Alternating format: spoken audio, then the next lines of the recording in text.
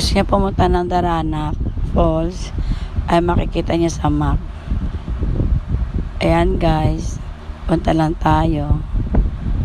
Pumunta rin kami dyan. Ilang beses na kami pumunta dyan. Malamig ang tubig.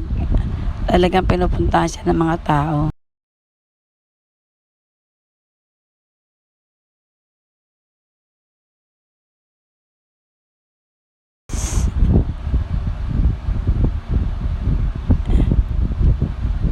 Ayan, meron siyang hagdanan. Hagdanan na yan, guys. Papunta yan sa taas. Dahil meron pa. Ay, wait lang na.